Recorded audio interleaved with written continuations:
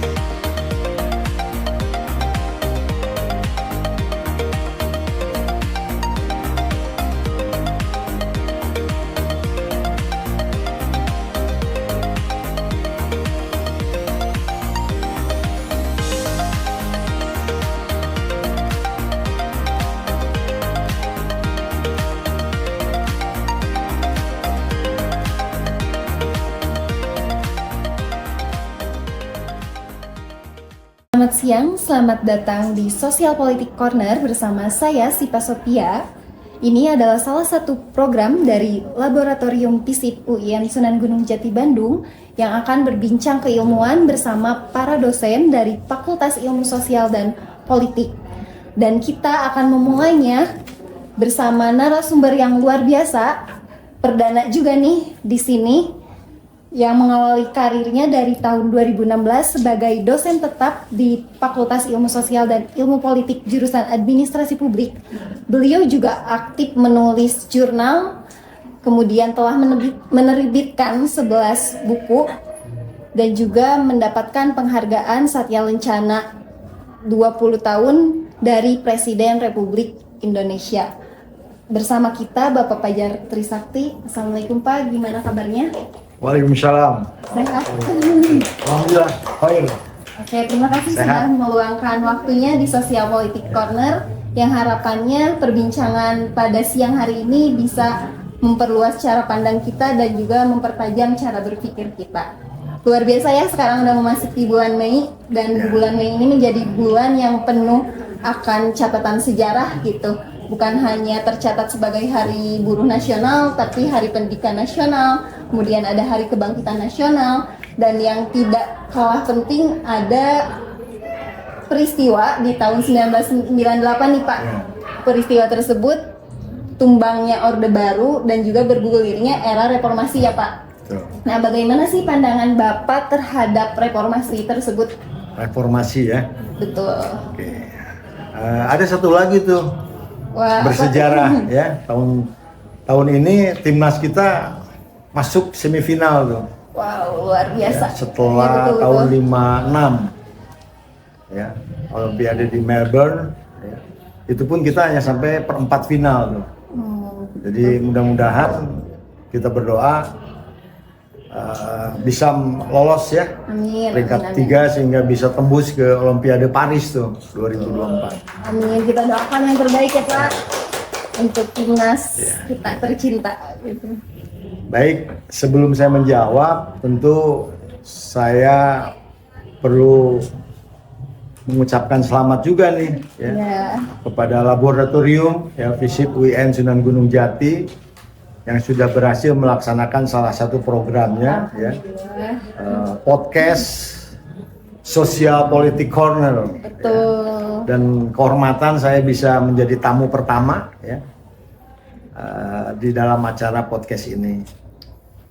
Nah, kalau bicara reformasi sebetulnya secara sederhana saya bisa menginterpretasikan ya bahwa itu kembali, formasi itu adalah susunan.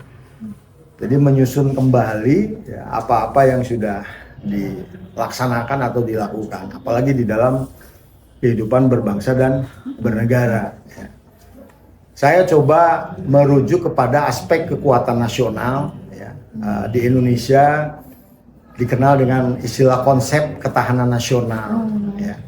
Konsep ketahanan nasional tersebut merupakan aspek-aspek ya, yang menjadi kekuatan suatu bangsa. Ya. Maju atau tidak maju, ya. Maju atau mundur suatu bangsa itu bisa dijadikan satu parameter, ya. Di antaranya itu adalah geografis, kekayaan alam, kemampuan penduduk, ideologi, politik, ekonomi, sosial budaya, dan pertahanan keamanan. Nah, aspek ini tentu tidak lepas dari teorinya dari Hans Morgan dan Alfred Tyrmand. Jadi di situ saya mempunyai pandangan bahwa ketika berbicara sebuah reformasi, tentunya aspek-aspek inilah yang harus kita benahi, ya. Baik ideologinya, politiknya, ekonominya, sosial budayanya, maupun pertahanan keamanannya. Oke, jadi memangnya istilah reformasi ini secara umum merujuk kepada kata perubahan mungkin ya Pak? Menyusun kembali. Menyusun kembali. Ya, seperti nanti malam Sinteyong itu akan menyusun formasi. Luar biasa, itu bagian dari reformasi juga. Iya, Oke. gitu. Orang-orang mana gitu yang harus, seperti kemarin kan terasa betul tuh tidak ada seseorang striker kan begitu. Oke. Jadi formasi juga rada mempengaruhi ya? Betul sekali. Oke, berarti konsep yang dipaparkan tadi luar biasa ya. Ada wawasan Nusantara juga. Wawasan Nusantara itu justru dia merupakan sebuah konsep tematis abstrak, ya. Bahwa dari definisi wawasan Nusantara itu cara pandang bangsa Indonesia terhadap diri dan lingkungannya berdasarkan Pancasila dan Undang-Undang Dasar 1945, ya, dalam melaksanakan atau mencapai tujuan nasional. Jadi artinya pesan moralnya wawasan Nusantara itu kita harus menyadari bahwa kita ini terdiri dari suku, agama, ras, antar golongan, ya. Nah, diikatlah dalam satu konsep wawasan Nusantara. Sementara konsep operasionalnya itu yaitu adalah ketahanan nasional. Berarti dalam reformasi ini ada dua konsep wawasan Nusantara dan ketahanan nasional. Nah, bagaimana sih Bapak menilai progres reformasi di Indonesia ini dalam beberapa tahun terakhir? Tadi kan progresnya. Oke.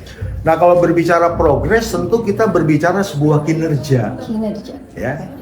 Nah, masih dalam rangkaian konsep wawasan Nusantara ketahanan nasional, ya, ada konsep juga yang berbicara tentang politik strategi nasional, Polstranas. Nah, interpretasi saya politik strategi nasional itu sama dengan kerangka pikir sistem politik Indonesia,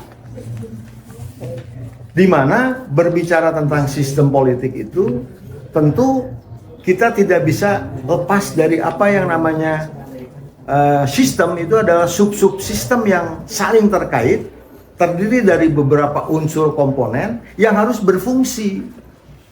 Jadi artinya sebelum kita berbicara sebuah progres, tentu kita berbicara titik mangsa atau titik mangsa, ya, titik mangsa dari mana kita mulai. Ya. Seperti kita coba, seperti tadi pertanyaannya Siva, ya, berkaitan dengan progres. Ya. Nah, itu ada istilah tesa, antitesa, sintesa tuh. Dulu era Orde Baru eksisinya demikian. Nah, antitesanya, wah ternyata nggak bener nih, maka muncul reformasi. Ya. Nah, saat ini reformasi sudah seperempat abad ini, 26 tahun pasnya. Nah, kita bisa lihat juga bagaimana kemajuan dari reformasi ini. Ya, tentu saya coba bicara tentang parameter. Ya. Parameternya kalau kita berbicara sebuah negara, tentu indeks pembangunan manusia, ya. Terus kalau kita berbicara tentang bagaimana pengelolaan daripada pemerintahan ini, ada yang tidak kalah penting sih Pak untuk saya sampaikan, urusan yang menjadi kewenangan. Apa itu Pak? Nah, urusan yang menjadi kewenangan ini terdiri dari 3. Ya, yang pertama itu absolut. Ya. Absolut itu kalau tidak salah pertahanan keamanan, ya, keuangan moneter, agama, ya, terus hukum, itu merupakan kekuasaan absolut yang tidak bisa dibagi. Sementara ada urusan yang menjadi kewenangan konkuren, di mana konkuren ini kita bagi, ya, menjadi 3. Ada urusan pemerintah pusat, pemerintah provinsi, dan pemerintahan kabupaten kota. Kalau tidak salah itu ada 18, ya, urusan wajib yang tidak berhubungan dengan pelayanan dasar, 6 urusan wajib yang berhubungan dengan pelayanan dasar. Nah, 6 urusan wajib ini diantaranya adalah pendidikan, kesehatan, terus ketentraman ketertiban, tata ruang dan pemukiman, dan urusan sosial. Oh, begitu. Betul. Nah, jadi tentu kita perlu waktu nih. Ada harus bab khusus lagi nih podcast berikutnya ini. Betul. Untuk membahas hal-hal yang lebih detail, berseris lah begitu. Itu kalau bicara progres, ya. Oke Pak, ini kan menurut Samuel Huntington ya, dalam konteks politik gitu, beliau seorang ahli politik terkemuka juga menganggap reformasi ini sebagai proses adaptasi sistem politik terhadap perubahan-perubahan sosial. Betul. Nah, kira-kira reformasi ini biasanya dipicu oleh apa sih? Dipicu ya? Iya. Nah, itu kembali tadi kepada aspek kekuatan atau ketahanan nasional, ya, ideologi politik, ekonomi, sosial, Hankam. Saya berasumsi ketika sebuah negara maju, maka semua aspek-aspek ideologi politik, ekonomi, sosial itu harus bersamaan maju. Artinya semua aspek itu maju bersama, tidak bisa berat sebelah. Baik ideologinya, politiknya, ekonominya, sosial budayanya maupun pertahanan keamanan. Jadi betul tuh Samuel mengatakan tadi adaptasi apa tadi? Adaptasi gitu terhadap perubahan-perubahan sosial, ya, sosial, ekonomi, segala aspek gitu. Yang dimaksud oleh Huntington, pemahaman saya yang tadi itu aspek sosial tadi, ideologi, politik, ekonomi, sosial dan Hankam. Siva coba perhatikan ya beberapa negara. Ketika ada sebuah negara dengan label negara maju, itu semua aspeknya itu bersamaan maju. Beriringan ya. Ya, tidak bisa hanya satu aspek saja, seperti politik saja atau ekonomi saja, tapi bersamaan. Oke. Nah, tadi kan kita berbicara mengenai kemajuan gitu ya. Menurut Bapak nih, apa sih kiranya yang menjadi hambatan utama atau titik paling sulit yang dihadapi dalam upaya melakukan reformasi? Hambatan ya? Iya, titik yang paling sulitnya kira-kira di mana sih struggle-nya gitu dalam menghadapi reformasi ini? Hambatan di sini tadi ya kembali kepada kerangka pikir tadi ya di dalam sistem politik. Ada infrastruktur, struktur politik yang ada di masyarakat maupun suprastruktur politik yang ada di pemerintahan. Nah, hambatan-hambatan di sini tentu saya coba menempatkan ya bagaimana suprastruktur ini bisa berjalan sesuai dengan tugas dan fungsinya. Nah, aspek hukum jelas di sini ya, struktur budaya hukum ya, lembaga hukum itu yang menjadi sebuah hambatan-hambatan yang kita rasakan sampai saat ini memang belum terlalu menggembirakan ya. Ya, hambatan lain di dalam wilayah infrastruktur, struktur masyarakat yang ada di masyarakat juga, struktur politik yang ada di masyarakat juga, tentu itu mempengaruhi juga. Karena di dalam struktur politik yang ada di masyarakat itu, ya, itu rakyat keseluruhan begitu. Ya. Ya, berarti Itu hambatan ya. menjadi suatu tantangan mungkin ya bagi kita. Dan kita kan melihat Pak, sekarang itu era modernisasi nih, di mana iptek ataupun teknologi Betul. pasti akan sangat mempengaruhi gitu ya. Nah, bagaimana sih penggunaan teknologi dan inovasi ini dapat membantu dalam proses reformasi? Nah, kalau bab teknologi justru kita tidak bisa lepas dari yang namanya birokrasi dan politik, ya. Birokrasi dan politik itu artinya begini, ya. Sebetulnya semangatnya teknologi ini kan memperlancar semua urusan, ya. Tapi kalau berbicara politik itu mungkin beda cerita. Kan kalau yang namanya teknologi itu mempercepat. Betul. Tapi bisa jadi ketika berbicara politik, ya, ngapain bikin cepet gitu. Nah, itu juga harus ada sebuah kesadaran dari para elit politik, ya, bahwa memang betul yang namanya teknologi ini adalah memperlancar sebuah kebijakan. Oke. Boleh Pak, ada pertanyaan lagi nih, bagaimana sih dampak reformasi birokrasi, tadi kan berbicara birokrasi ya, terhadap pelayanan publik dan kemajuan ekonomi terkhusus nih di Indonesia? Reformasi gimana? Jadi bagaimana nih dampak reformasi birokrasi terhadap pelayanan publik di Indonesia? Oke. Dampak reformasi birokrasi yang sekarang sedang trending mungkin atau apa ya bahasa yang tepatnya itu, bagaimana birokrasi ini direformasi dengan hilangnya eselon 3 dan eselon 4, ya. Hilangnya itu dalam arti kata semua pegawai itu difungsionalkan, ya. Nah, itu tentunya dalam rangka peningkatan pelayanan, ya. Nah, kalau berbicara dampak reformasi birokrasi sebetulnya sederhana saja, ya. Saya melihat 4 pilar itu, ya, seperti yang juga mungkin pernah saya sampaikan beberapa waktu yang lalu, ya, kepemimpinan, ya, lalu sistem pemerintahan, ya, lalu yang ketiga itu adalah dinamika revolusioner administrasi, artinya konsep teori yang terus diupdate, dan satu lagi itu yang berkaitan dengan inovasi. Kebijakan. Jadi 4 pilar tadi ya tentu tidak lepas dari rahim reformasi birokrasi. Itu sih Pak.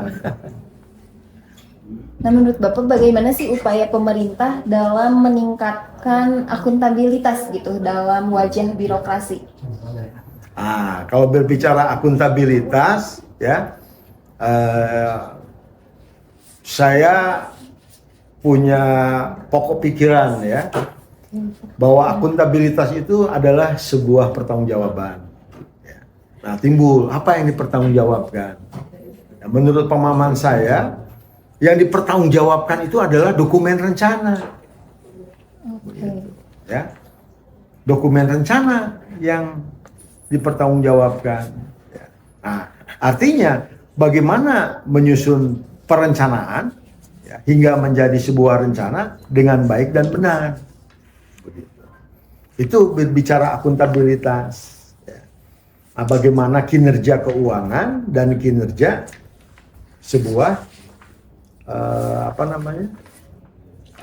program-program dan kegiatan yang harus selalu berorientasi kepada outcome atau hasil.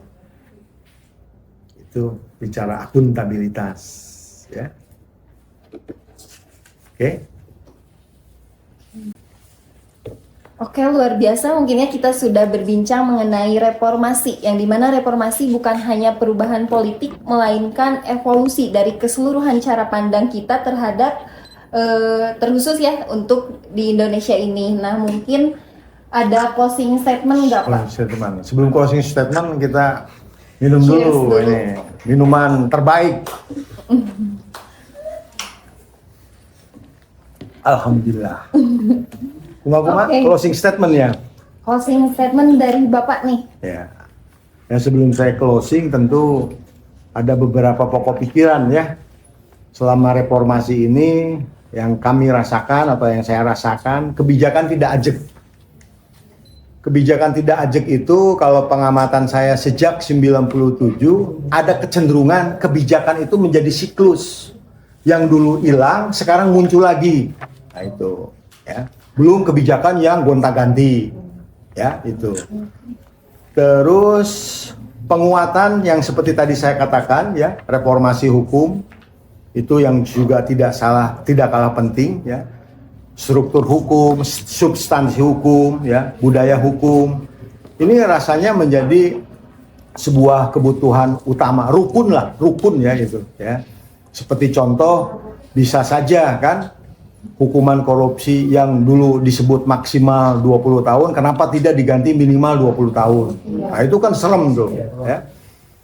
Terus kalau kita melihat dari fungsi manajemen ya, saya analisis dari beberapa pendapat itu tidak lepas dari 3 ya, perencanaan, organizing, sama controlling ya.